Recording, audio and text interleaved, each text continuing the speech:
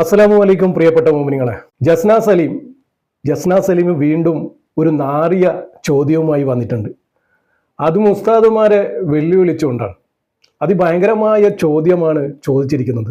ഇതുപോലുള്ള അവളുടെ ഒരുപാട് വിഡ്ഢിത്തരങ്ങൾക്ക് നമ്മൾ മറുപടി പറഞ്ഞിട്ടുണ്ട്. പക്ഷെ ഇതൊരു കുടുക്ക് പിടിച്ചൊരു ചോദ്യമായി പോയി എന്നാണ് ചിലപ്പോൾ അവള് തെറ്റിദ്ധരിച്ചിട്ടുണ്ടാവുക. എന്താ ചോദ്യം? എന്ത് കരുത്തോടെയാണ് അവൾ ചോദിച്ചത്? എന്ത് അഭിമാനത്തോടെയാണ് ചോദിച്ചത്? ഇസ്ലാമിനെ മുട്ടുകുത്തിക്കാനുള്ള ചോദ്യം കിട്ടിപ്പോയി എന്നുള്ള നിലയിലായിരുന്നു ഇവളുടെ ചോദ്യം. ഇതുവരെ ആരും കണ്ടുപിടിക്കാത്ത ഇസ്ലാമിലെ ഒരു അബദ്ധമാണ് ഇവൾ കണ്ടുപിടിച്ചിരിക്കുന്നത് എന്ന് ഇവള് ഈ ഒരു ചോദ്യത്തിലൂടെ ധരിച്ചിരിക്കുകയാണ്. ആ ചോദ്യം കേട്ടാൽ തന്നെ നമുക്ക് മനസ്സിലാവും. ആളെ നിങ്ങൾക്ക് മനസ്സിലായല്ലോ. ഇവളുടെ പ്രധാന ഹോബി എന്താണെന്ന് വെച്ചാൽ മതങ്ങളെ തമ്മിൽ തെറ്റിക്കുക, അതന്നെ വർഗീയത ഉണ്ടാക്കുക, വർഗീയത പ്രചരിപ്പിക്കലാണ് ഇവളുടെ പ്രധാന ഹോബി എന്ന് പറയുന്നത്. അത് നിങ്ങൾക്കൊക്കെ അറിയാലോ. കണ്ണനെ വരച്ച് ഹിന്ദുക്കളെ പറ്റിച്ചുകൊണ്ടിരിക്കുന്നത്. അത് പ്രത്യേകിച്ച് നിങ്ങളോട് പറയേണ്ട ആവശ്യമില്ല എന്ന് എനിക്കറിയാം. എന്നാലും ഉസ്താദുമാരെ വെല്ലുവിളിച്ച ആ ഒരു ചോദ്യം കേട്ടിട്ടാണ് സത്യം പറഞ്ഞാൽ ചിരി വന്നു പോയത്. സുബ്ഹാനല്ലാഹ്, ഇങ്ങനെയും ആളുകളുണ്ടല്ലോ. അപ്പോൾ ഉസ്താദുമാരെ വെല്ലുവിളിച്ചുകൊണ്ട് ഇവള് ചോദിച്ച ആ ചോദ്യം നമുക്കൊന്ന് കേട്ടു നോക്കാം. എന്നിട്ടാവാം മറുപടി, അല്ലേ? ശ്രദ്ധിച്ച് കേട്ടോളണം. അവളെന്തോ വലിയൊരു ചോദ്യം ചോദിച്ചതുപോലെയാണ് ചോദിക്കുന്നത്. അവിടെയാണ് നമ്മൾ തോറ്റുപോയത്, മുട്ടുകൊത്തിപ്പോയത്.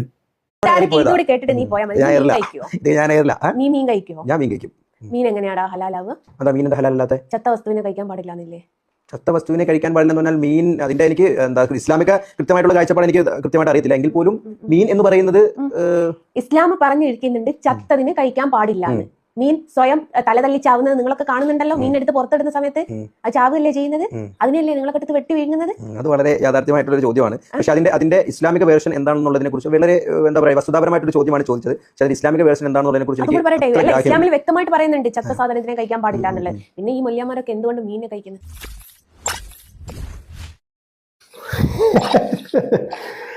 ശരിക്കും ഇതൊരു യാഥാർത്ഥ്യമായ ചോദ്യം തന്നെയാണ്.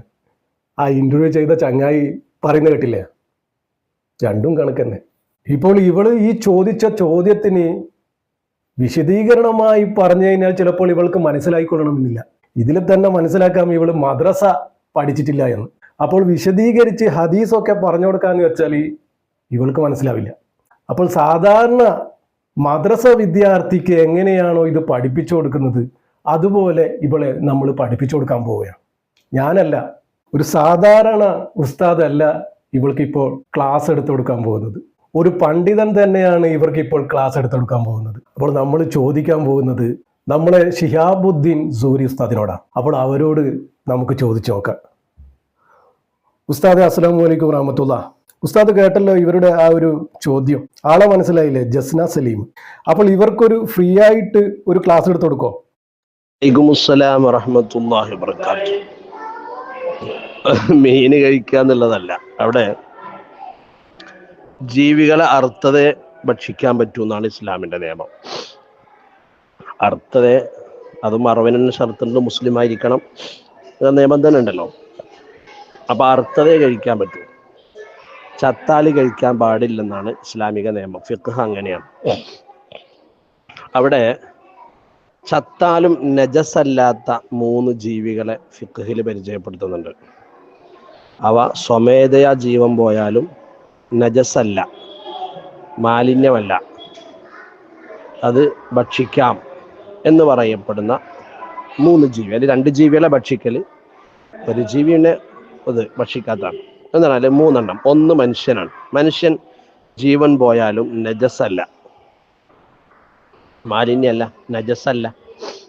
2 ജറാദ് എന്ന് പറയുന്ന ഒരു പുഴു ഉണ്ടല്ലോ, നമ്മുടെ നാട്ടിലില്ല, വിദേശങ്ങളിലെ കാണാം. ജറാദ്, വെട്ടുകിളി എന്നാണ് നമ്മളതിന് മലയാളത്തിൽ പറയാം. ആ ജറാദ് ജീവൻ പോയാലും ചത്താലും നജസല്ല, അതിനെ അറുക്കണമെന്നില്ല, അങ്ങനെ തന്നെ ഭക്ഷിക്കാം, ജീവൻ പോയതിനെ ഭക്ഷിക്കാം. അതേപോലെയാണ് മത്സ്യത്തെ ആരും അറുത്തിട്ടല്ല കിടന്നത്. മത്തി പോലെയുള്ള മത്സ്യങ്ങളൊന്നും അറുക്കലില്ല. അപ്പോൾ മത്സ്യവും ജറാദും മനുഷ്യനും, ഈ 3 ജീവൻ പോയാലും നജസല്ലാത്ത 3 ജീവികളാണ്. അപ്പൊ അതുകൊണ്ടാണ് മനുഷ്യൻ എന്തിന് മത്സ്യത്തെ കഴിക്കുന്നത്? ആ പെണ്ണ് പറയുന്നത് ഓൾ ഇസ്ലാം മതം പഠിക്കാത്തതുകൊണ്ടാണ്. മദ്രസയിൽ ഒരു 4ാം ക്ലാസ് വരെങ്കിലും പോയാൽ ആ നിയമം അറിയും. 5ാം ക്ലാസ് വരെ പോയവർക്ക് ആ നിയമം അറിയും. ജീവൻ പോയാലും നജസല്ലാത്ത 3 ജീവികൾ അതാണ്. അപ്പം മീനിനെ അറുക്കണ്ട, കാരണം മീൻ ജീവൻ സ്വമേധയാ ജീവൻ പോയാലും അത് നജസല്ല, കഴിക്കൽ അനുവദനീയാണ്. ഇസ്ലാം അനുവദനീയാക്കിയ മതാണ്.